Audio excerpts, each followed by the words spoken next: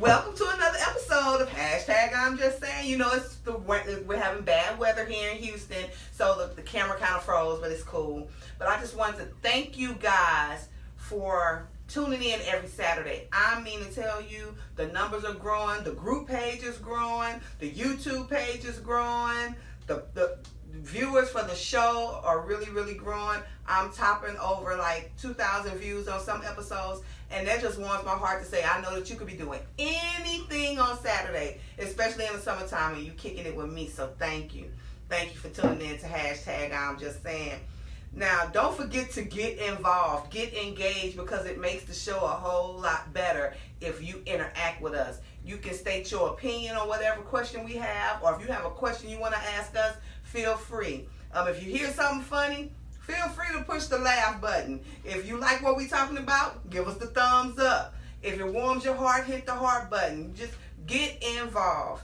Now, today's drink. I always end up sometimes drinking by myself, but that's okay. I got a partner here, and we got somebody that's late. But if he don't show up, we gonna carry this thing because the weather is kind of bad. I made what's called a MemeMichelle, ladies and gentlemen. It has 1,800 tequila in it. It's actually the ready-made. It's not me. It's actually the ready-made margarita, pomegranate margarita. I had that from last week, and then I added the summer colada to that, and a raspberry lemonade, and oh my God, the taste-o-vision is Let me see. Yeah, let's see. And then there's me. Oh. Like a crackhead punch. This boy said crackhead punch. I cannot. No, sir. Now, the topic of today is starting over after divorce. Last week we talked about healthy marriages. We talked about making marriage work. And we talked about questions you should ask before you say I do. And sometimes in marriage, it just does not work. I don't think you should go into marriage looking for a way out. I think if you go before God and your family and your friends, if you're not bleeding and you still breathing, the vows say for better or for worse. Sometimes just don't work out that way. And we got 3 people here that have been through it. So we're going to get started on that today. So, my first question is, why did you get a divorce? Ladies first. Not unless you just want me to go first. I would like for you to go first. You like for me to go first? Okay. Well, I didn't get a divorce. My ex-wife divorced me. I didn't want the divorce. It wasn't something that I did. It was something that she did. It was one of those grass is greener on the other side of the fence. I fought for my marriage, and I fought for my marriage. I went to church every Sunday asking the Lord to give me back my family and my wife. And for 6 Sundays in a row, my pastor was talking to me in every sermon, and God told me no. And every time he told me no, I didn't ask him why. I just asked him to give it back to me. I was like, I even told the Lord, I even bought his own word to him. I told him, you are against divorce. This is something in the Bible that says that you are against. There's only a few things that you will grant a woman a divorce for. And so I even brought his own word against him or to him, and he still told me no. So when I finally, the last time, asked my ex-wife, I was like, look, let's not do this. I said, let's not get a devil this victory. She looked me square in the eyes and she told me the devil gonna have this one. Woo! And I didn't need nothing else. Yep, because if she want the devil to have it, then let the devil have Let it. him have it. What about you, Tanya? And then there's that. So first of all, I've been divorced probably longer than some of you in this room have been alive. I got divorced when my children were 2 and 4, and no, I did not want a divorce. It was, again, one of those grass is greener on the other side. My parents were married for 54 years, and my daddy died in my mama's arms. I saw my daddy fall back, and my mother said he took his last breath right here. Amen. So that's all I knew. I thought you stayed together. Yeah. I was like, okay, you put your teeth in the same cup, whatever you're doing, that's it. You raise your kids, because we got married very young. And I will say that the grass was greener, but I was 20 and he was 22. And I quit college, and gave up a whole bunch of stuff to be married and to be a wife, and I would not change one thing about this because I have two of the most wonderful children in the world. Yes, and I have 4 wonderful grandchildren, and my ex-husband was a good father. I think we just got married very young, and the grass got a little greener at the job, and then it became something that got really out of hand, and then we ended up, and I too went back to Indianapolis. I had moved here, and I had said, okay, well, we don't have to do this, we could stay married, but it just wasn't what he wanted. And then later on, he didn't have an attorney because I still kept my attorney. So when it was time to go to the hearing, he did not show up. So then I was able to get everything I wanted. You know, show up, you get your stuff. So I was able to get the things that I thought was befitting for my children. But I got divorced at 26 years old, and I am still not married. I have been proposed to on a few occasions and opted not to do that, and I chose to raise my children. Amen. My children were my first priority, and if you call them, they'll tell you that my saying was "me and my two and not you," and so, and that's just how that rolled out. Now, yes, I dated, and actually I dated to the extent that my daughter didn't even know that I dated because my ex-husband had them every other weekend, and I remember at that time, and we're cool now, but at that time he was dating the lady that he's married to now, and she's a wonderful stepmother and a good friend. She's my friend. Wow. And so again, we were 20 and 22 kids, and 26 and 28. When I look at that, my daughter and son weren't even married at that age, and I was married and divorced with 2 kids. So I did not want a divorce. I went to the altar and prayed every Sunday, but when he said don't do it, that showed me that God he honored my prayer. And I had made the decision. By that time, you were ready for it. Yes, but if I would have said we could be separated for the rest of our lives, whatever people do when they're doing that kind of thing. Yeah, because my mom did that for years. My mom was married to my dad. He would go in and out, and my mom didn't divorce my dad until I was 35. Oh my. It was their divorce was final a week before I got married.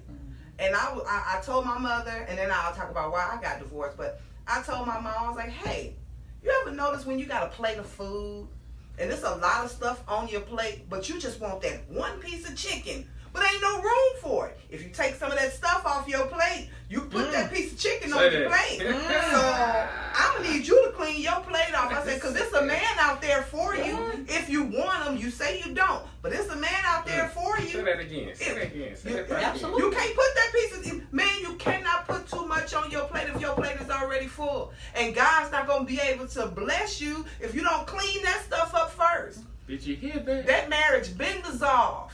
Y'all ain't together. Bless stepmama, I love you. But my daddy was married to both them women at the same time.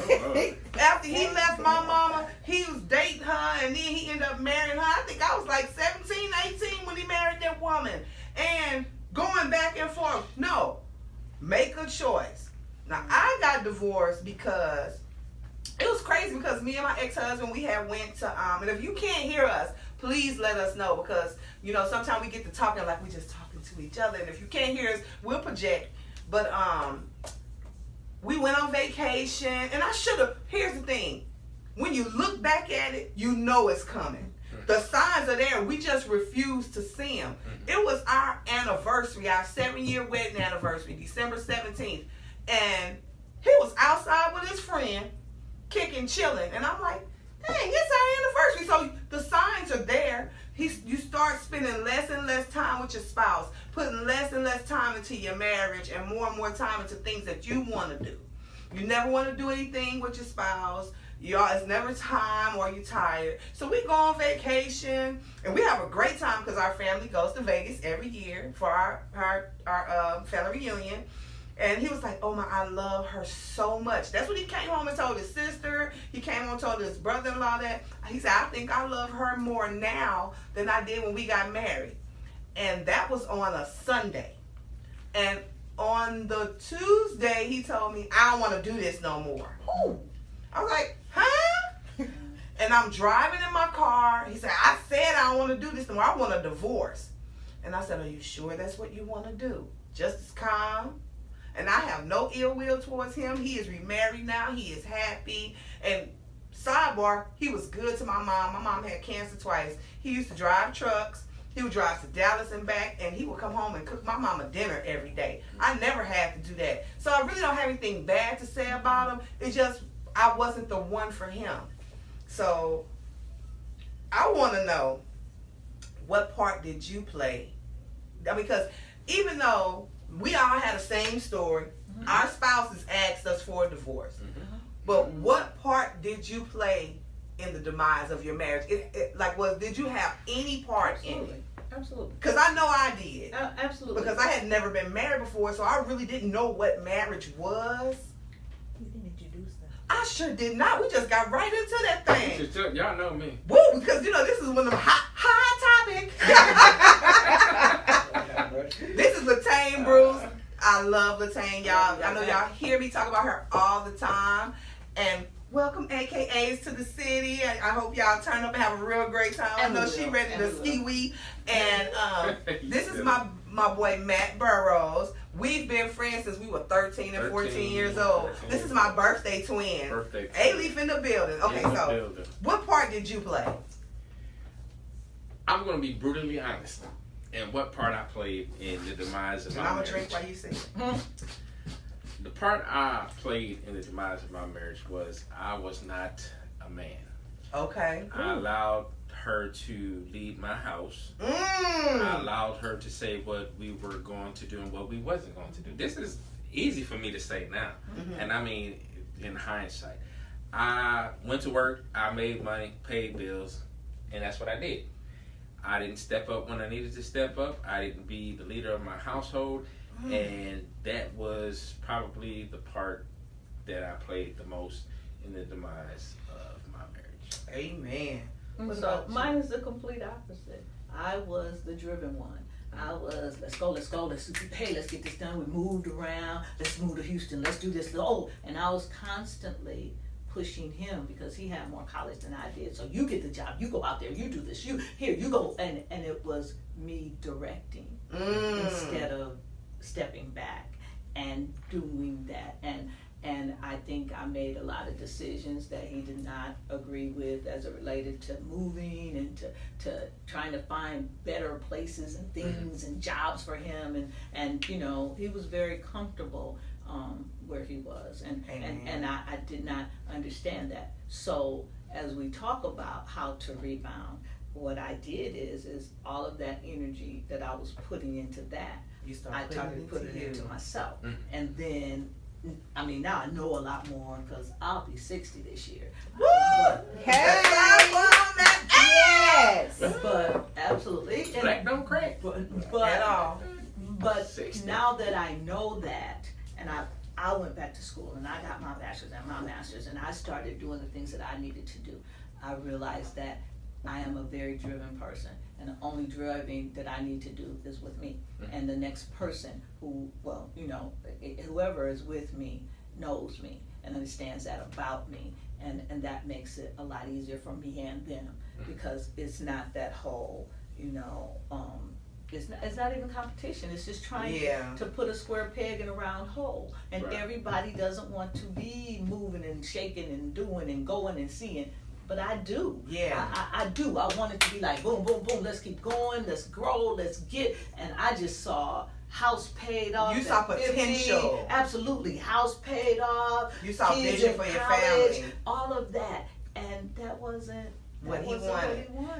Which they got a question? Yeah. One question is from Pam, and Pam asks Matt, Are you that man now? Have you grown? 110%. It's either my way or no way. Period. But is it your way, like bitter, like, or like you gonna do what I say, like? No. You matured as a man. No. Okay, so let me say this. Yes, I've not only have I matured as a man, but I've matured as a godly man also. All right. Because now it's God, me, and then whoever I choose to be with. As before, You better give me a high five. as before, it was her, maybe me, maybe God. But now it's totally different. Yeah. That's order. Yeah. There was no order. I know the part that I played was I took being respectful and nice. I was trying to treat him like a man and let him lead because I was already on a path with God when we met. I was very active in church, read my word, going to Bible study. I sang in the choir, and when we met, he was like, "We're gonna have premarital counseling." And he would go to church with us when we first got together. Yeah. And then once we got married, all of that stopped. And so, because I'm one of those people, even with my friends, where you want to eat? Oh, I don't care. We go wherever you want to go. I was too much Rhonda and not enough Michael David. Because I got a lot of Michael David in me. That's my dad. That's the dad. But I was trying to show respect. And not only that, I had never been married before. And when we met, he loved to cook. He cooked like somebody's grandma, no lie. And I was like, I don't like to cook. You ain't never got to cook is what he said. And once we got married, he was like, come in here when I cook this. He thought he was teaching me. I was like, I know how to cook. You lied and told me you didn't know how to cook. See, what he thought he was going to do is I was going to get in the kitchen, and it wasn't like we were doing it together. He was like showing me how he do it so he wouldn't have to cook no more. So then when I told him, but you said I didn't have to cook because I work a lot of hours. And he was like, yeah, I'm tired of eating stuff out of the microwave. But see, that's how I was living when you met me. So that's where that premarital counseling comes in. Get to know who you marrying because you can't. One of my clients, Athena, I love you. She told me when I was getting married, she said, I'm proud of you. You know, people saying you shouldn't get married because y'all don't know each other that much, but it's better to marry than to burn. She said, I'm going to tell you this. If you don't like to cook, don't start that because don't start nothing you can't finish. And so I didn't do that. I only cooked when I felt like it. And that wasn't much. So I wasn't being the proper wife. You know, when you get married, you got to do those things sometimes. And he was like the Tasmanian devil. When the drawers went off, that's where they stayed. And I can't clean up that fast. I had a system where I cleaned up on Mondays. I'm a hairstylist, so you know you're always moving and going. So I'm looking around like, what's wrong with our house? So it was just a lot. So I did play a part in the demise of it, and I didn't put my foot down enough. Like, hey man, I ain't happy with this. I talked, look, I don't like this, and I think we should. I wasn't really passive. I was just too gentle. When I should have been like, say, man, hold up. Like, you know how I talk to people when I get upset. And then he would have snapped out of it because that's kind of what he was used to. So my next question is, what was your first... Oh, look, go ahead. I'm sorry. This nickel here. I'm sorry. Live TV. Live TV. I'm sorry, y'all. OMG. Sorry. We're going to have to push the tape back, but we're going to continue without him. Yeah, go ahead. What's the next question so I know? What's the first initial feeling and how did you handle it when you got divorced? The first initial feeling was probably for me, I didn't sign up for this. Ooh! I didn't ask you to marry me. I did not sign up for a divorce. But I'm in this role, and because I'm in this role, I'm a very competitive person by nature. Yeah, you are. And so I was like, I'm gonna be the best mama out there. I'm gonna win this thing. I'm gonna be out here, and my children are going to not want for anything. They're gonna have the same lifestyle as they probably would have had we have been together. They would go stay with my parents every summer and do all of the things that I would have wanted to had we have been still together. Right.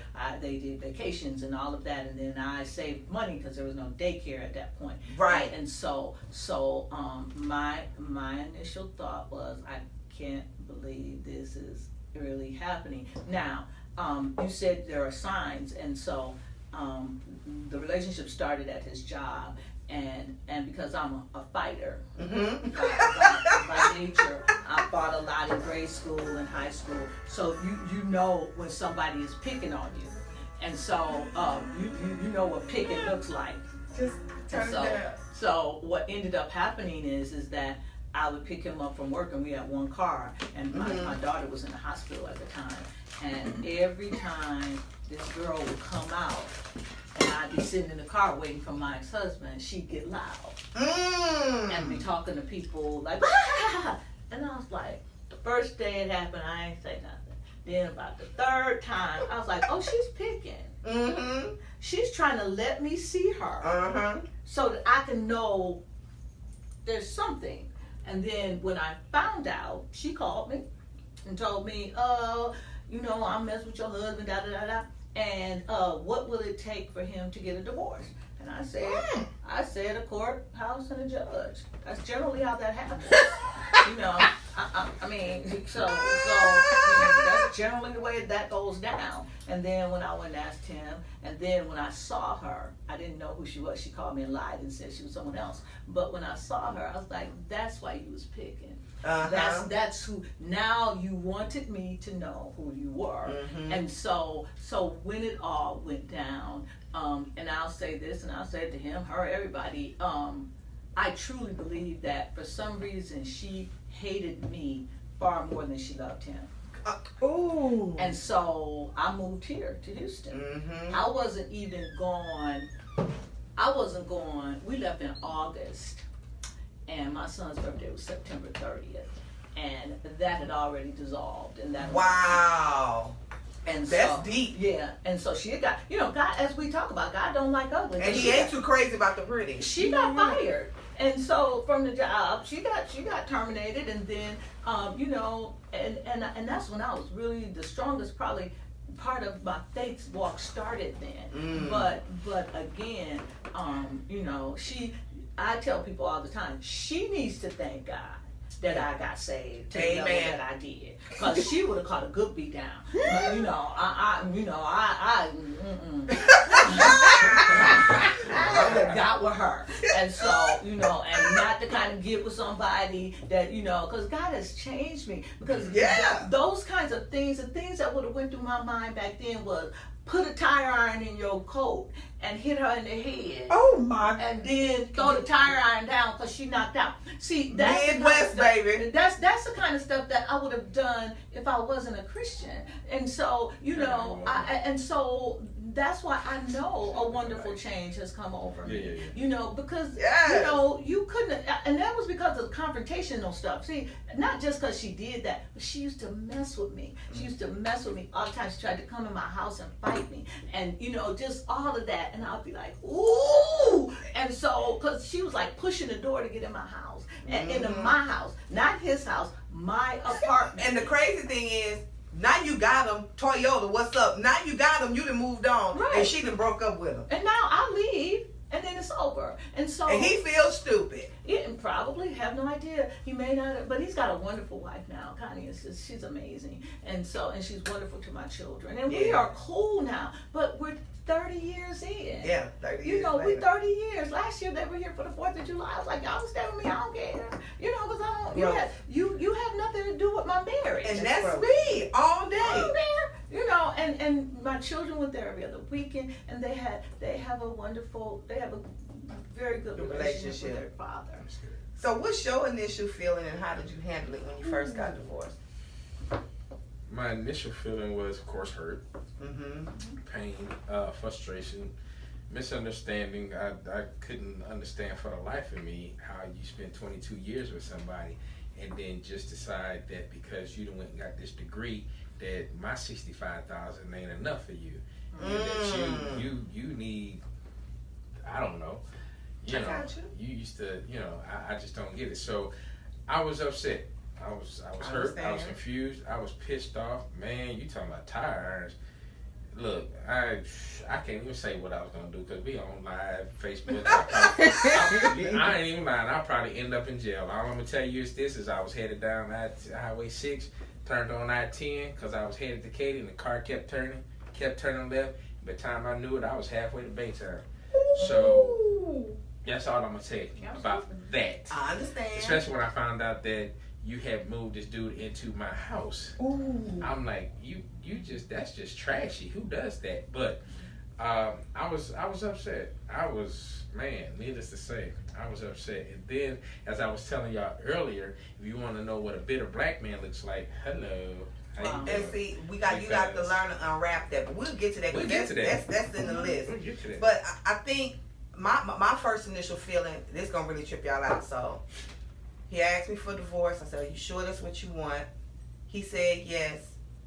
So I immediately got up the next day, because when you argue, you should never. Okay, if you out there married and you on the fence to you don't know if you want to be married or not, and you want to go through divorce.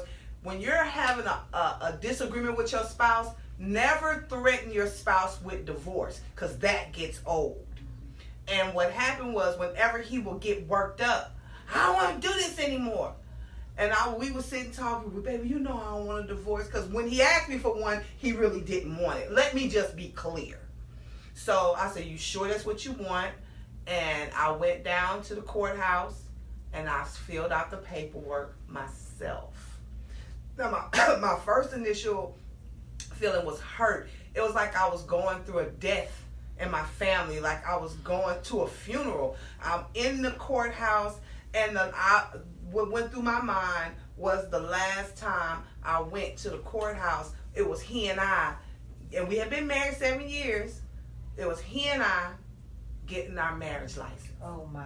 So that's the first thing I think when I walk in the door. Then I walk in the door, and as I'm waiting in line with my papers, I can hear my sister in my head. I can see myself sitting at the hotel, recurling my hair and doing my makeup on the phone with my sister, talking about, bitch, you getting married today at the divorce court. And I'm like, oh, this is not good. And when I get up to the thing, I'm thinking about the man when he had us sign our names together. But this lady is just real cut and dry. Next. She putting the file numbers on there. And every time she did like that, my heart just sunk. And I'm like, this is really real. And when I went by myself. See, when my friends go through divorce, and I don't wish that on anybody, I try to accompany them. Because I was all alone. And when I walked down that street, tears just rolled down my face, because I was like, I can't believe I invested all this time in a person that I wanted to build and grow with. He just threw me away like trash. So my initial feeling was hurt. I felt like I was going to a funeral, and it felt like those 60 days took forever. And okay, my next question is, how did it affect you? You already told me you've been a black man. All right. Man, let me tell you, for a good little minute, you know what I'm saying? I do. I love my black women. But for a good little minute, I couldn't stand inside of y'all. I'm just being honest. Dang. I'm just really being Dang. honest. It was for everybody. It was rough. It really was. It was rough. It was hard for me to believe anything that came out of a woman's mouth. Man, please. But you type what? Nah, I don't even want to. I'm glad I didn't hold that against everybody. But see, I didn't try to hold it against everybody. You was just hurt. I didn't. I was, because again, you know, and I put it to you like this. And fellas, I'm putting it to you like this. Let go. Relax. What is the old saying? Relax your mind. Let your conscience be free. Let it be free, man. Stop trying to hide behind this persona that black man that we can't discuss, or we can't let it out, or we can't say what's on our mind, or we can't cry about it, man. Cry about all it. That stuff is for the birds, man. You're gonna die at a young age. You better get rid of it. I've gotten rid of it, so I'm good. Yeah. Because, but yeah, for a minute there, man, I was like, it was nothing a woman could say to me that I would believe. You couldn't tell me the sky was blue, and it was. Man, please, I ain't got you. Ugh. But I came to a point where I thought about it myself. And it's something that you said. It was like, why empower her? Mm-hmm. I was sitting on my couch one day. Especially if you love the Lord like you say you do. I was sitting on my couch one day, and this is a true story. And again, I'm me. I'm raw, uncut, and uncensored. I was sitting on my couch one day, and I was balled up on the couch crying behind this woman. I was sitting on the couch, and two of my sons were staying at the house with me at the time. And they came downstairs, and they just walked up to the couch, and they was like, dude. He said it just like that. I'd never forget this. Everett and Romello came up to the couch, they was like, dude, you gotta cut this shit out. Mm. My sons said it just like that. You really do. This is ridiculous. And that snapped you out of it. And A little bit. they was like, do you think she's sitting around thinking about you? Do you think she's sitting around crying for you? And it was like, she ain't. She doing her thing. They were like, man, get up, get dressed, put some clothes on, get out this house. Quit sitting around here like you done lost everything. Because you ain't lost nothing. Mm-hmm. These at the time, these dudes are like 15 and 17. Wow. And so I sat there and I listened to them, and I was like, you know what? They That's right. all right. That's all right. Because God made more than one woman. It took me a minute. I understand. You understand what I'm saying? Because, like I say, for 22 years, I'm with one person. Yeah. And you, I remember when y'all got married. And you put your all into it. And I'm not going to say, yeah, I am. It's different for a man than it is for a woman. And that's why I always have a man on the panel. It is. It's so much different for a man than it is for a woman because a hurt man is lethal. It's much different than a woman that's hurt. A man that's brokenhearted is dangerous to come across. And it's hard to love them back. We got a question? I got a question. Oh, Okay. yeah. So, did that make you said it made you a bitter man. Mm-hmm. So, you said it made you not want to deal with women after that. Mm-hmm. So, after your kids said that, what did you do? How did you handle it from there? It took me a minute, but I just started going out, started reconnecting with friends, and they opened up this place out here in Katy called Skinny's Live. Mm-hmm.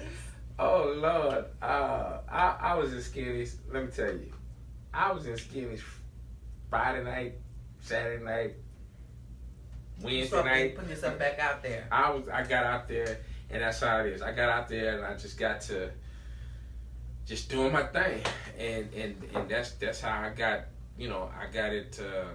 I got rid of all the hurt and all the pain, and I also started working out because at the time I was 315 pounds, and so I started working out. Got all this confidence, and next thing you know, I'm just out there and I'm doing the thing. Because he wasn't 315, we was kids. And I wasn't. That was that good home cooking. Now, that's one thing she could do. So, how did it affect you? I lost a ton of weight.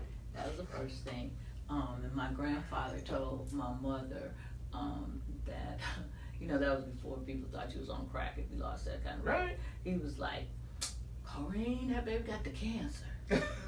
You take her up there to Mayo Clinic, because I was his big shot. Yeah. No, he wasn't even trying to have me looking crazy. Well, that was the first thing. And then I just really poured myself into my children, poured myself into my church, and I did those kinds of things. And then I went to St. Louis to visit my girlfriends for New Year's Eve. Just drove down there from Illinois, because I moved back to Freeport, Illinois, in the same town where my parents helped me go back to school and everything. And I hung out with my friend Rick Black. And we were talking, and he said to me, Latane, because I was Latane Simpson at the time, and he was like, where's Latane Bruce? And I was like, what do you mean? No, where's my girl, Latane Bruce? Latane Bruce, the one who was confident, track runner, girl that everybody was looking at, Why your head down? He was like, put your head up. Yes. And he was like, I need to see Latane Bruce. And I thought about it for about 37 seconds. And that's all it takes. Like 37 seconds. 37 and I seconds. got back home and I told my mom, I said, Mama, I found somebody that I ain't seen in 10 years. And she said, who? I said, Latane Bruce. Woo! I took that whole time and I went to the courthouse. I went everywhere. And then I became Latane Bruce Simpson because my children still had that name. Yeah. So every time I wrote my name, I had a reminder. Oh yeah, you Latane Bruce, all right. Yes, this is the one who got the state records that can't be broken. This is the one who got a track scholarship in 1977 when a full ride to the University of Missouri. Oh yeah. You the catch here. And so I just wrote my name. Self-love. And got myself together. And Rick is my dude right now. He just moved to Dallas. He is my guy. But and he found a young lady and they're really doing well. But he is my friend, and some people are your friends and they can tell you you need to be told and not feel like you're going to do anything. So then Then when Jessica got married, I still was Latanya Bruce Simpson. So a lot of people will know me as Latanya Bruce Simpson. Yeah. Then when Johnny was getting ready to get married, which was 1 year later, I went back and Just went changed back it to my completely. name back to Latanya Bruce, because now my children are married with their own children and they have their own lives. I ain't going to the school trying to justify, now I'm a Bruce, is it? I don't have to do none of that old Amen. stuff. And so I am very happy with my own name and my own brand. Let me say now this. we talk about my personal brand. This lady is dynamite. And I'm real funny about my brand. I know that's right. And, I ain't mad at that. That is just like Coca-Cola got the little thing, Latanya Bruce got a little thing. Amen, amen. All right. So, Question. how did it affect your children? Because I didn't have kids. I mean, it affected my nephew when I thought, my family, woo, we get to that later. Because you would have thought they married him. So for my children, I've never said anything bad about their father in their face ever. They can tell you that. I mean, there's been some incidents where I had to make my verbiage be a little different, but what I did is I made sure that they saw what marriage really looked like. So when they went to stay with my parents every year and saw that's what kept the glue. They saw their daddy every other weekend and they saw my mom and daddy every summer. Now, truth be known, both my children have been married longer than me. And they have gotten in there and hung in, and I don't see that as a path to divorce, but I wanted them to see that marriage does work. Yeah. And it may not have worked with me and your father, but it certainly works with your grandparents. And now I remember Jessica asking me one time, Mom, are you ever going to get a boyfriend? And I thought to myself, you want the list of the top 10? But they never saw anyone. That's right, because my mama never brought Never nobody saw home. anyone. Never thought. And she was like, she was probably 13 or 14. I was like, well, sweetheart, I'll probably date. And then they knew that I dated a couple people after that. But I just, and I think that they're pretty. You know both of my children. Yeah. And I think that they're pretty well rounded. They had an opportunity to see their dad, but I just could not be that raggedy man. I hate that. I can't stand that man bashing stuff. And you lay down, had a baby by that person. Now they the worst person in the world. Well, this is your baby daddy or your husband or whatever it is. And now you put this wedge between people, and we have so many generational colored persons and so many people that are mixed up because they looking for their daddy's love and they looking for that. And so as best I could, I just kept them in a positive light. You got to. And I just did not. Because kids figure it out for themselves. Absolutely. They figure it out They for know. themselves. But you don't have to tell them. Let them figure out their own stuff. Yep. How did it affect your children? Oh Lord Jesus. Let me see. My daughter, she really doesn't. I don't really know how it affected her too much. More so than my sons. Mm-hmm. My oldest son, he just out there. He didn't like some of the things that she did and some of the ways that she did it. But my youngest two sons, especially my youngest son, it affected him, and it still affects him to this day. Wow. Because one of the questions he said to me, and it killed me. It broke my heart when he asked me this. He was like, well, how come I didn't get to have my mother and father? He was like, the other ones got to have y'all on top of the whole time they were kids. How come I didn't get to have y'all? Wow. And I was like, I just told him, I said, that's a question for your mama. You gotta ask your mama. I can't answer that for you. So it affected them all in different ways, but it affected them bad. It still does to this day. See, my children were 2 and 4. Mm-hmm. And so they 18 months going on 2. So they didn't have that experience so much, and that's why I wanted them to see what it should look like. Right. Okay. So, a question? Michelle, let me share some of the comments that you're getting. Yes, please. Michelle says, this is powerful because our young people can see the truth. I had another question. As a man, do you look at divorce as being a failure? Because I hear a lot of men say failure instead of a loss. And then after that That's question, what it feels like. Tracy says, you are what follows. I am. You can say I am angry, or you can say I am strong. Because that's how it affected me. It made me strong. It was like I took my divorce, my marriage and my divorce as a learning experience and training wheels for the man God has for me now. He's cultivating and making and grooming and molding whoever he has in store for me. And I know now things that I will put up with, things I won't put up with, things that I desire, things that I don't desire. Because I desire to marry again, but I don't have to rush into it. So that it just made me stronger. Like, oh, okay, so I know not to do that. Okay, I know I gotta be up at this. Because see, I'm gonna pray and work on me. And pray that God makes me into the wife that he desires me to be, and pray that whomever comes my way understands that I'm driven, I'm goal driven, I'm outgoing, I got these wings, and please don't try to clip them. Let me be me. Let me be a reflection of you, because if you dumb me down, I ain't no good.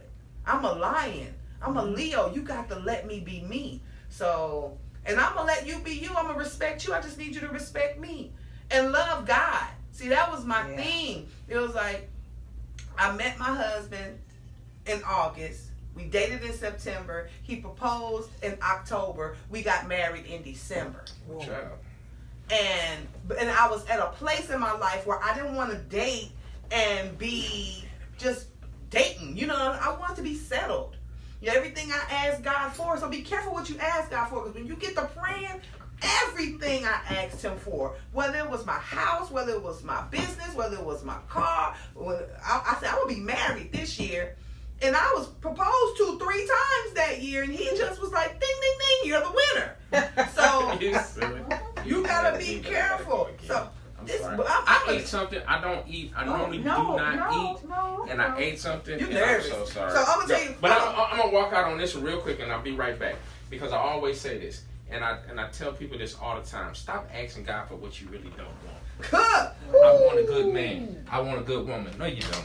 Stop asking God for what you really don't want. Okay. I'll be right back.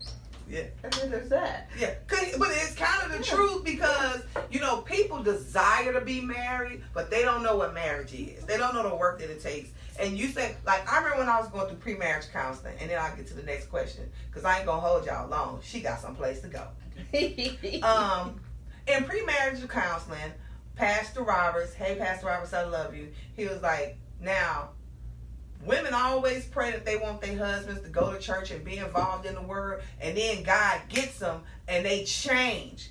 And this man that they change into, you don't desire anymore. He said, you got to make sure that's what you really want. Because you want a man that's on fire for God, but you want a man that don't mind having a cocktail either. You want a man that loves the Lord, but you want a man that still like, you know, hey, come on, let's get it. You know, take your help. Be human. Because you can get a holy roller, baby, woo, and he will be no fun. Not at all. And be telling you, you ain't living like that no more. Now you're living in a democracy. So you... Did you say dump him? She said Trumpville. Trumpville. So, what was the first step in starting your life over? So, the first step was the tame Bruce. Yeah. So, and so that was a beginning, and then, as I said earlier, pouring all of those energies that I was pouring into other people into myself. My mother has a saying that you can't make a racehorse out of a mule. Ooh! And so I have always wanted to be a racehorse. So not that mules have a purpose. We wouldn't have much farm without mules in the day. So everybody has that. But what I started doing was focusing on being the best Latane Bruce that I could possibly be. And working on myself, going back to school, getting my bachelor's, getting my master's, doing the things that I needed to do to provide for my children. My son and I actually graduated from college 2 days apart. Too cool. On December 12th, I went back to college at 40 and got my bachelor's degree, and went back to college at 47 and got my master's degree. So, you know, I just see goals, and I believe that I see the finish line. and that's my Amen. track thing. But I just see if you tell me the finish line is there, that's what I'm headed for. And so that was the time and the way that I started to reinvent myself and to go and to be the best Latine that I could be and to work hard. I'll say this about the children's father, ex-husband, all that. He's a worker. I don't know people who don't work. I mean, I'm really not good with people who don't go to work every day. I know that's don't right. understand how that works out. And so he worked every day, and he's always had like 2 jobs and stuff. So my children work. They don't know. They started working at 14. You don't like lay around and watch TV. Come on now. You go to work, and you want something. You pay for things. And so I wanted them to see me in that light. I wanted them to See you understand strong. money, because a lot of times we as black people, and we don't teach our children how to understand money and credit and doing the things that we have to do and bills and responsibilities. So I would tell them that they both had jobs. You have to put money towards the house. Not to me. You ain't giving me nothing. You live here. So and don't make me ask you for my money. I need the money on my bed, not in the kitchen. So if somebody will come in and maybe like put my money on my bed. And that was before Rihanna came out with the little song. Because I would say it when Huggy Lowdown better have my money. Come rain or sleet or snow or hail. I know that's right. They better have my. So I would just stomp my foot. Better have my money. So Jessica, But they she made said, them strong, Mama though. she was like, Mama, they have a song. Rihanna came out. Bitch, better have my money. Don't act like you forgot. I was like, Rihanna took my little message. But I wanted. I'm just saying. Be strong. Ashley. Yes. I wanted to be a strong woman, and I don't know what God has in store for me. So I'm not saying, again, I've had opportunities to be married, and I'm very left brain. Let me just say that. Okay. And so I and that's that whole. And so I'm not real sure the direction that God will take me in. Amen. I'm just not sure, because when you get married at 20, and then you get divorced at 26, and then you have children who live with you. So I went from my daddy's house to a dorm room with some people, from a dorm room to a house with my ex-husband, then my children, and then my mom lived with me. This is the first time in my life That you've been free. I've ever lived by myself, which I really don't. But I understand what you're saying. But every closet is mine. Yeah. And so everything is mine. So my friends who got married in their 30s, they already did that stuff. Yeah. They already could come home when they feel like it, walk around in their house the way they want. I never had that experience. And so I'm kind of basking in this for a minute. And, right. and enjoying just me and my little doggy. Mm-hmm. You know, and my mom lived with me for a minute, now she doesn't. So I just kind of like freedom and peace. Because before I hit you with the question is, Can I say this real quick? Yeah, go ahead. The guy that asked about failure, do I consider it a failure? No, I don't, because I don't consider that I failed at anything. I persevere, no matter how it is, no matter what I felt at the time. I persevered through it. So I don't look at life as failure. I look at it as what you make it, and you either do or you don't. So was it a failure? Nah. Now I'm gonna hit you with this question and hold it. Hold it. Yeah, hold it. Hold it. Wait a minute now. Turn it loose. Now hold it. What was the first step in starting your life over? Hold it. Hold it. I will say this. Being single is a freedom. Being single is a blessing. And because you can be alone but don't have to be lonely.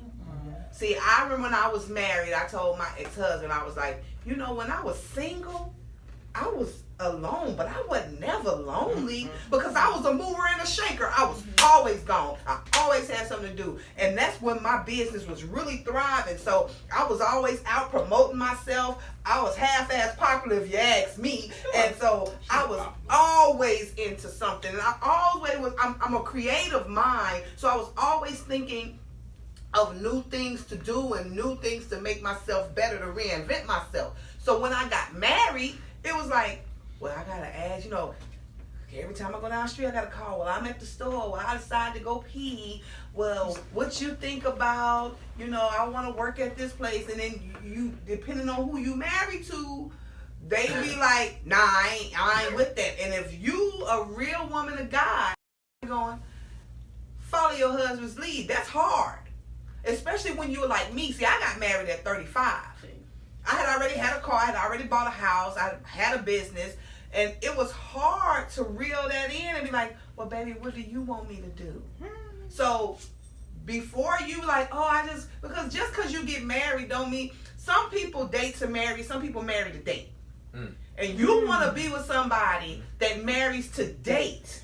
Don't date somebody that dates to marry, because once you get married, if he's in that mode to date to marry, it's done. Y'all don't have no date nights. Y'all ain't gonna be doing it. Y'all, all he wants you to do is cook, clean, and be a yes daddy, what you want. That ain't what you need in your life. You want a life partner that's going to be down for you, and you could be down for him. Y'all going to pray together. I mean, when you grab your husband's hands and he don't want to pray, no, that's a problem. So, how you start your life over?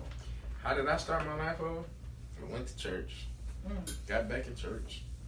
Because like I told you, and it's a funny story, because my ex-wife actually took me to Brook Hollow. Okay. I didn't want to go. I was like, man, I'm not going out there. I'm not going out there with them people. I don't know them folk out there. I'm going way out there. We were staying in Nayleaf at the time, across the street from Haitian High School, on Cook Road.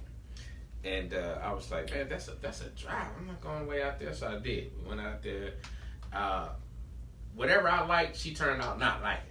So the first time I heard Pastor West preach, I joined the church that day. I was like, shoot, I done found it. I ain't got to go nowhere else. Right. And so she didn't like it. So her thing was, you just want to go to church and look at them women. And I was like, oh, Lord. I said, let me explain something to you real quick. I said, let me explain something to you real quick. I go to church for God. I don't go to church for you and nobody else. I go to church to praise God. So we stopped going. And like I said, it was like, are we going? I would wake up. We're going to church. We're going to church today. Nope. Okay, I roll back over and go back to sleep. I was like, I'm not even, whatever. You don't finna fight that. You I'm should not have been like, fight that. And I wasn't doing, and I wasn't. And that's where I say I wasn't the leader of my house. there you go. But that's how I started over. I went to church. I lived in my car for almost a year. A lot of people didn't know that. I lived in my car for almost a year.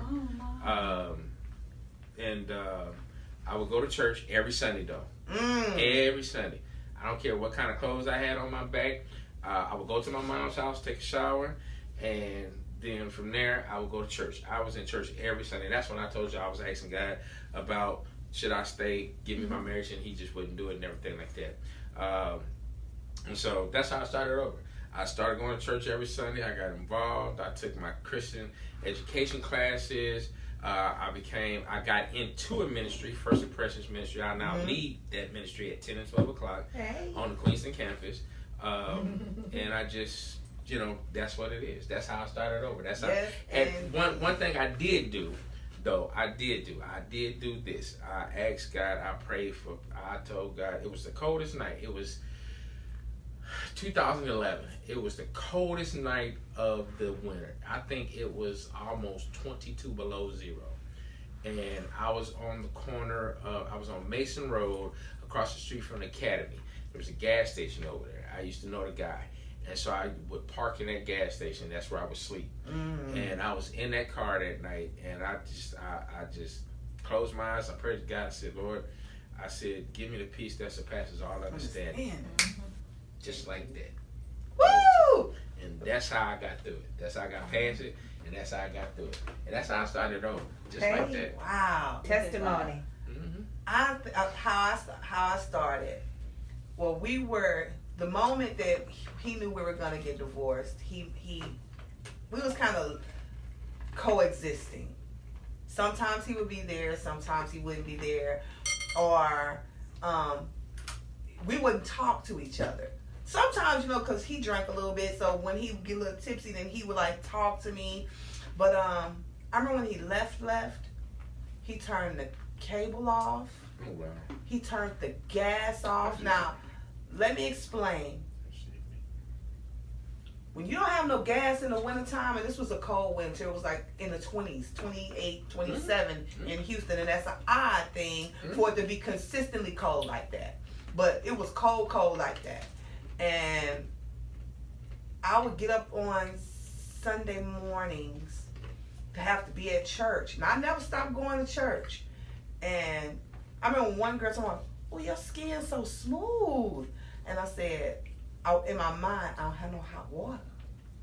I'm in the freezing cold. My house was all tile. Taking cold showers every day. So every little thing that happened, I remember when he moved, we were supposed to move out the same day. And I'm not throwing him under the bus. I have no ill will towards him. This is just my experience. This is just what happened to me. And he rented a U-Haul, and he was supposed to move my stuff into my house because me and my mom had gotten a place together.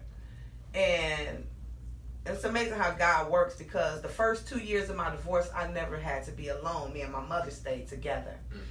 And he got there. He packed up some of his stuff and mine too, and the U-Haul left, and left me standing in the middle of this house with no way to move my furniture. So how I started over, it was like, don't ever forget. If you're ever thinking about going back, don't. Because when people show you who they are, believe them. Believe it. And I have no ill will to them, because, like I say, I'm still really good friends with his family, his sisters, and my nieces and nephews. They're still my nieces and nephews. When we divorced, my family, my nephew was devastated. My sister still calls him brother. And even though we don't talk, he's remarried. But I was like, you gotta find who you are again. You know, because marriage is sacrifice, and marriage is like when you're in Christ, dying to yourself daily. So when you're in a marriage, when you become one, you have to not be shallow. You have to compromise. You have to not be selfish. And once you chip away at you to become this person with this other person, and then that person leaves you, you're sometimes stuck feeling a little lost. So I had to dig, like, okay, bring Mimi back. Because like you, man, I had gained so much weight that it looked like if you poked me, I would pop. It wasn't really like a fat thing. It was more like I looked swollen. And one day I just like, she got to come back. I'm ready for her to come back. And when it happened, my friends told me, they was like, dang. And I wanted to be an example of strength for people that I knew and loved, that I saw this about to happen for. You know, I don't ever tell anybody get divorced, but you got to be strong enough to survive for you, especially if you have kids. You got to be strong enough to survive for you. So I went down to 119 pounds. See, you went down, I went up. Yeah, I mean, you know those people in those anorexic movies, and you see all their ribs and stuff. My mother came into the bathroom and started crying. Yes. Because, you know, nobody sees you, and I just didn't have any appetite. I was so small. Because you got married to your college sweetheart. You were young, and you saw forever. I got married when I was 35.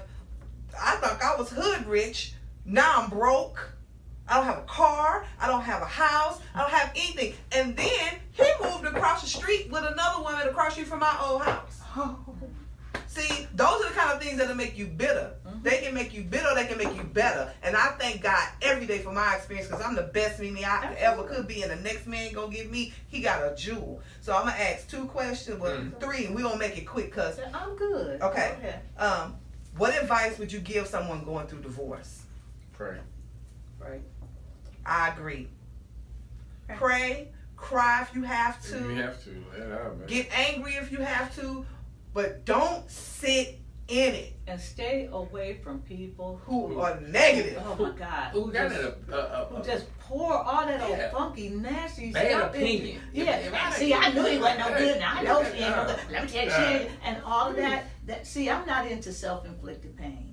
So if I ask a question, I either want to know the answer or I pretty much already know the answer. But I don't need you to come tell me something that you think or see or that kind of stuff to hurt me, because it's self-inflicted if I allow you to give me that. Yeah. If I stop you right in your tracks and say, nope, not going to try to hear that today, and we talk about something else, because if you allow people to pour that poison into you, it'll take you forever to get it. And it's funny because at that time, I was getting all this, people calling me, telling me what she was doing. People calling me, telling me she out here doing this. Oh, yeah, I got a lot of that. I said, listen, here's the thing. I don't care. I don't want to help me move on. And why are you telling me if you care about me? And one of the people was like, told me some real information. I was like, why are you telling me now? You should have told me back then when you saw her coming out the hotel room with the other dude. That's when you should have told me. Yeah. You should have waited 10 years afterwards, and then when I got my divorce to tell me what you saw. By the way. Man, miss me with that. Yep. So what advice would you what advice would you wish someone would have given you when you was going through your divorce? Because see, we've experienced it now. And we know what we can tell someone else. But just like when you're about to get married and you wish somebody would have broke down what marriage really was for you, what advice would you wish somebody would have given you when you were going through divorce? Now, because you know it's going to feel like this. Or, you know what I'm saying? Well, you know my thing. I wish that someone would have told me to get counseling immediately. Because, I'm a firm believer in counseling and therapy and all of that, because you cannot work that stuff out in your own head. You cannot. And so I probably wished I would have gotten it sooner rather than later. Amen. Because, you can't work that stuff out in your own head. Just pretty much tell me, let it go. Yeah. Just you're at a point of impasse. Just let it go. That's what you wish somebody would have told you? Yeah. You're at that point where it's not going to. Just let it go. Do you think your divorce could have been avoided, and if so, how? No. I could have stayed when he said don't do it. I could have just said okay. But I'm not a cheater. Me either. So I'm not. I'm a breakup queen, actually. If I'm married to you or if I'm dating you, I'm just not going to cheat. I'll quit you first. I'll be like, oh, and by the way, it's not going to work anymore. But if I'm still married and I'm trying to just keep doing that and run, I couldn't live years like that. Because see, I wouldn't have been right, and so I would have been wrong. Mine was it was going to end.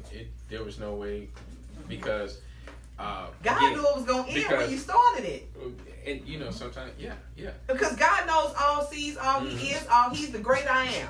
Right. So if that marriage was supposed to be forever, to death do you part, you'd still be married.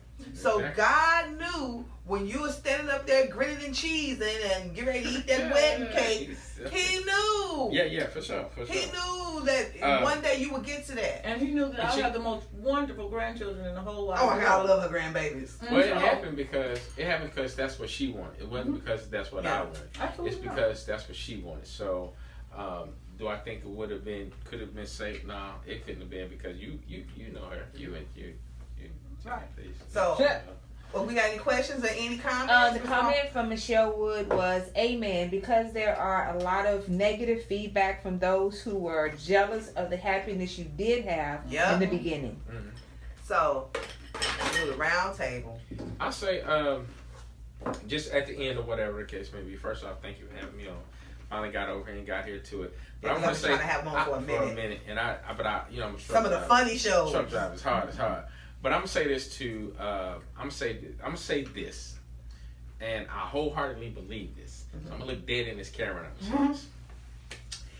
Anytime, men or women, anytime you have a spouse, a significant other, boyfriend, girlfriend, whatever the case may be, and all they can do 24/7 is accuse you of cheating or sleeping with somebody else, watch them. For 22 years, I slept with every woman in Houston. I slept with her sister, her sister's best friends, her best friends. I got to the point where I used to tell her, well, when I'm doing this, let me know I'm doing it so I can enjoy it. But truly. That's the truth, though. If you got a person that's all they can do is constantly accuse you of doing something, they're doing something. I promise you, wholeheartedly, they're doing something. You may not want to believe it, but trust me, they're doing it. And love God and yourself. Yes. Because if you have love for yourself, Got to love yourself. it's a lot of stuff you wouldn't put up with. So, would you get married again? Who? At the table. Well, you yeah. already said you don't know what God got for I you. thought you were talking to the chair. And I already said I would. It isn't that I'm against marriage. It's just that I understand your freedom is like if life is working for you. I'm just trying to I'm gonna drink to that understand one. it. Would I get married again? Again, and I'm gonna answer what her question is just what God has for me. I would love to. I enjoyed my marriage, which I couldn't understand why. I mean, everybody goes through things. Yeah, because Everybody has ups and downs, life's, ins and outs and this, that, and the other. I would marry again to the right person. What would you do differently?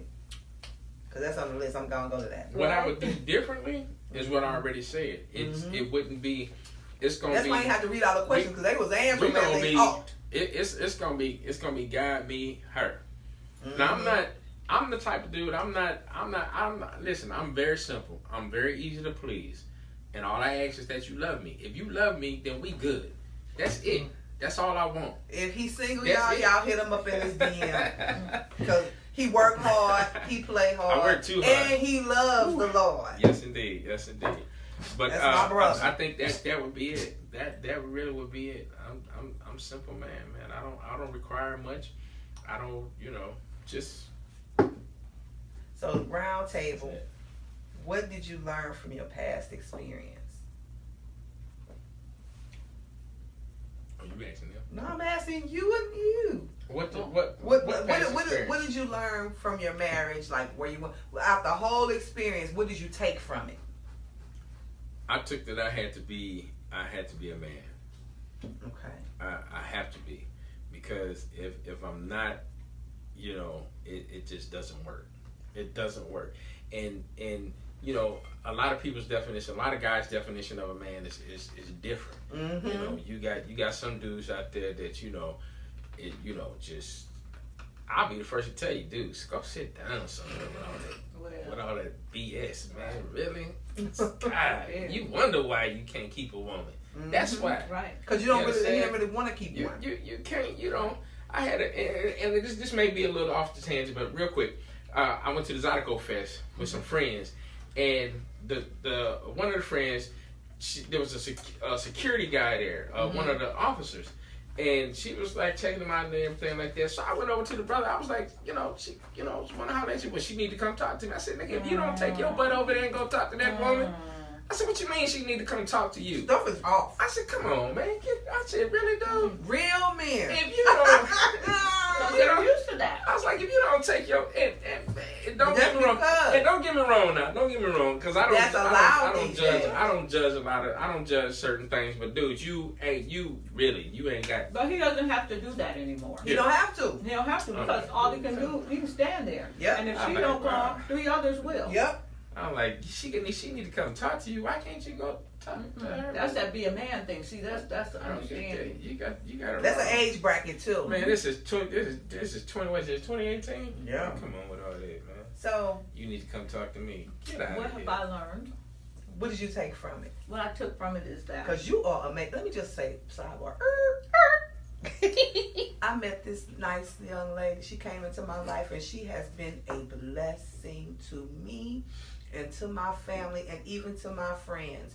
And I have grown watching her. She has taught me so many things without even knowing that she's taught them to me. And she met my ex-husband. And she was like, I can't believe y'all got divorced. You know he wants you back. I'm sure he do. Have you Well, I told him to his face. looked at me? Why? Oh, you made a huge mistake. See, that's the whole Sagittarian thing. We're so brutally honest, it's ridiculous. We ain't got no bad. It's like, say it. Oh, it's got to be said. Okay, done. Oh, okay. Yes. Yes, indeed. But yes, so I'm sorry. I That's okay. I appreciate you. Mimi came into my life, and I'm real funny about hair. real. Real. I've not washed my own hair since 1986. And so, and that's because I put some color in it, and I did it then, and so even in my brokest of broke times, I got my hair done. I don't care if I can't.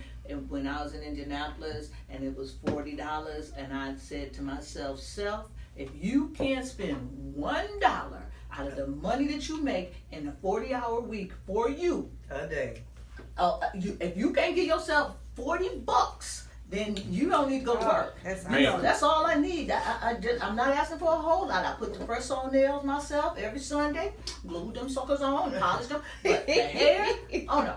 And so when I came to Mimi, I was really looking for a stylist, and she's my second stylist friend. And my stylist in Indianapolis is my friend. And so I get upset when I have to do this look because I don't get to come in here every week and just hang out with my girl. And she knows hair, and she loves doing hair. I do. And so she loves what she does. And so what I learned out of all of that is that I was always trying to make people be something that they weren't. And that I needed to make me okay. I need to be okay. It's not my job to keep pushing everybody. Go, go, go, go, go. Like the little army commercial. I do more and more, and they're like, go, go, go, go, go. That's what I be. Like in the truck saying, when the people are going to bombard something, yeah, you go, you can do it. Because I was a cheerleader. Yeah. But I had to cheer for myself. And when I started cheering for myself and seeing, wait a minute, you know, because I remember this guy told me, because I hadn't got my degree, and I know you said that about the degree because I went back to school and got mine. And I remember he said to me, two people said some craziness to me. One said, well, you know, Latanya, you don't have a degree. And I said to them, I don't have a degree because I quit school. It wasn't because I quit school to get married. It wasn't because I couldn't go to college. It's because, truthfully, I went to college for free at a big school and changed my mind. But the second thing, I was like, just because I ain't got the piece of paper don't mean I ain't smart. Come on now. Don't you ever get that twisted. Because I'm extremely smart. I know I'm smart. And I see things way out here that piece of paper on my wall didn't have nothing to do with the stuff that I can see and get with. That has nothing to do with that. And so what I did is I did it because I kept hitting that ceiling and I couldn't get promoted at my job. And that was why I did it. And I wanted more for my children than that. And so when I did it, it was to go back and get it so that I could get the better jobs within. You know, you hear that, oh, Latanya, you have the experience, but you don't have the degree. I remember telling my son when he got his master's, he said, Mom, I just can't seem to get it. I said, son, I had the experience and no degree.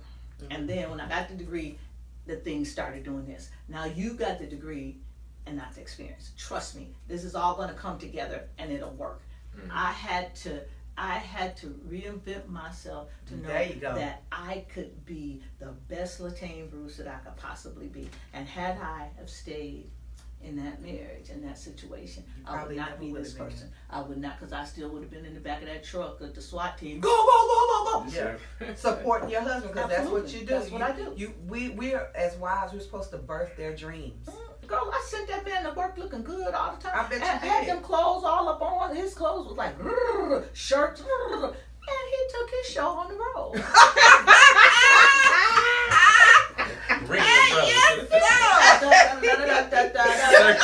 And so I was like, now when I tell you my closets are my closets. That's right. Now I understand. Now I didn't have that, and so, but I'm good. And he knows that I would have given anything for our marriage to stay together. My children know that. But God had a different plan. He has a different plan. He had a different plan. I think what I took from it, God allowed me to be married. He wanted me to be married because that was my heart's desire. And it's still my heart's desire because I don't like random dating. I don't like that, you know. And I like having sex way too much to not have a husband. I'm just gonna be real. But welcome to the World Wide Web. But you know, my self-esteem has always been high. Matt can tell you that. No problems. But it showed me my flaws. How can I put this? Being married and not being the woman I should have been in that marriage to me made me feel weak. And so when the divorce was over, I felt lost. But I wore this t-shirt on purpose day, and thanks to Incredible Screen Print for hooking me up today. I had a design in mind. Okay. They printed it for me. They delivered it to me the other day. And you know, you got to stand and I can do all things through Christ Jesus that strengthens me. You got to believe that. And for a minute after my divorce, I didn't believe that. I felt broken. I felt lost. I felt like a failure. And I had to really dig like, okay, stand up. God didn't create you to hold your head down. God, I mean, I kept the Coleman last name because I felt like I earned it with everything that I'd been through. And it wasn't all bad because I could reflect on the days when we used to lay up in the bed watching Reno 911 laughing.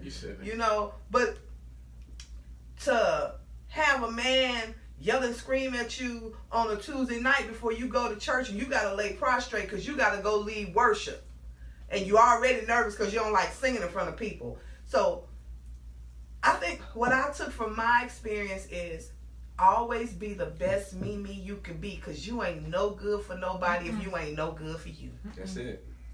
I can't be a good wife if I ain't a good Mimi to Mimi. Absolutely. I can't bless you. I can't support you if I don't support myself and have a voice. See, I took being passive as being nice and respectful. It's all right to cuss a little. Just long as I don't disrespect you in front of nobody else. But hey, man, don't talk to me like that. Watch yourself. My hands still work. I still can fight real good. So I'm going to fight for me and fight for my marriage next time. You know, and not meaning that I don't want a divorce, but stand strong, stand firm, stand tall. This is what it is. Learn how to agree to I used to always say, we're going to have to agree to disagree and move on. I don't like to argue about the same stuff over and over again. It's stupid. It's redundant. But when you're in a marriage, an unhappy marriage, sometimes you go into a shell of yourself. Mm-hmm. You go into a shell of yourself and you like, and that other person that's taking you for granted and taking advantage of you, they're flourishing. They're going there doing their thing. They hanging out with their friends, and you just sitting there lonely at the house, eating too many ho-hos and Twinkies, gaining 125 pounds, gaining weight, and they just living it up. And they're really not. It's like Facebook. Facebook is a fake life. People put their fakest life out there. Yep. You know, they ain't putting the real pain on the couch. They putting at the, what's that club you said? Skinny's. At Skinny's kicking it. At Skinny's burger. They're not putting the real deal out there. I will say this. I remember when our divorce was final, and I started brushing my shoulders off and getting back out there, and I got me a new place. And I mean, when I got the new place, I invited you to the party. Oh, baby, I partied. But I remember somebody called me on the phone, and it was a mutual friend of ours, and he was at their house, and he was like, well, I need to go home, and I need to get home to my wife. And he just broke down crying. And I just thank God for my friend because he was like, man, why you crying now? See? I told you to fight for your wife. I told you didn't want no divorce. I told you. So people, off again. Hey, I'm sorry, man. Go ahead. Be careful, but not be careful, but make sure marriage is what you want. And if you're going through divorce, have a group of friends that's gonna play with you and pray with you. Yes. That's gonna hold you up and not, remind you of the things you've been through. And quit telling everybody your business. You can't do that. And don't let your misery show on your face. Yes. Wash your face. My ex put some clothes on. I used to Stop stunting on Facebook. With my eyes all puffy and stuff. She said, I know you're going to cry, but you get your cold towel and put it on your face at night and lay in the bed. I said, I cry all night. She said, put that towel on your face, and every time you wake up and cry, go get it wet again and put it back on your face so you don't have to let the whole world know that you're in a bad situation. And I will say this in closing. Trouble don't last always. And the sun does rise and it sets every day. And each day God gives you a new day. That's a new day to start over. there is somebody out there for you that will love you, cherish you, and respect you. Somebody you can grow and build with. Take your time. Take your time. Don't rush into it. Because when you rush into it, sometimes you get the wrong thing. Right. It was a blessing for me to only know my ex-husband this amount of time, but be married 7 years. And I don't feel any guilt because we separated after year 3, and we were separated for a year, and I got back with him because I said we didn't try. Mm-hmm. So when we divorced, I knew I gave 100%. So as long as you give 100% and you praising and worshiping God and you praying, but when God gives you the signs to move on, quit trying to change God's mind. It is what it is. You're going to be fine, and God will renew you and restore you. Just like the sun rises and the sun sets. That is a brand new day. Thank you, Latane, for coming. Matt, thank you for coming, even though I know you had to go to the bathroom. Lord have mercy. But and thank you for being so transparent. Absolutely. And because let me tell you something, it's big for a man to be that transparent, to say he was hurt, to say he was broken. That's a nice looking young man. I've been knowing him all my life. So if you got a girlfriend, I'm not gonna put him out there. But if he's single, y'all get him. She just put you. Don't get me. But I was just thanking you. Brook Hollow. What's the ministry you in? First Impressions. So visit the Church of Thy Walls, Queenston, and he might walk you to the back. But I was telling you, thank you for being so transparent, because it's big for a man to just be open and honest like that. And it is, and a lot of times men don't do that because we feel we got this machismo thing going on. We got this macho thing, this pride thing. It says in the Bible that every knee shall bow, and everybody's gonna have to go and you're gonna come down one day. Yeah. You're gonna come off that high mountain, and you're gonna come off, and you're gonna drop to your knee one day. Whether you gonna do it by yourself or God gonna make you do it. An experience will make you do it. And the Bible specifically says, the wicked shall be cut down and thou shalt see it. There's never been anybody who has really, really did me in a bad way that God did not allow me to see. Not so I could gloat in it, but just see, just like I said about Facebook not being real. God let you know he was over there crying. Yeah. Everybody gonna leave with some word. I'm gonna leave with some word too. He prepares a table before you in the presence of your enemies. You should have heard that Sunday sermon. And I'm telling you, God will show whoever that is that hurt you. If he left you or she left you, he'll let them see there was a mistake. But the word also says, forgive our trespasses as we forgive those who trespass against us. So we gotta just forgive and let it go. Because God, if we don't forgive, he can't forgive us. I need way too much from God to be having aught in my heart for anyone. I can't go to him all raggedy and knowing I'm funky with somebody else and expecting him to be that. But it's okay, Latanya. You're going to be raggedy because you okay. Yep. But no. Yes, indeed. But also, the word also says in order for us to inherit the kingdom of heaven, we have to forgive. Yeah. So, if you think that for 1 second that, I'm going to church and I'm doing this and I'm doing that, I'm serving in this ministry, I'm here doing this, I'm singing in the choir, I'm doing all this, and if you ain't let it go, you ain't gonna get it. That's right. You ain't gonna get it. So I let it go, and I let it go a long time ago, and kind of find out, just like you just said, you'll find out certain things and everything like that. One of the things that I found out is that she just can't understand how come I just don't waste no more time about thinking about her. I don't ever think about you no more. No, you don't. I'm done with it. There's no need. So that was good, y'all. Thank you so much. Thank you. Remember to share the show now, and comment and share the show. And I guess that's all I really can say. Share.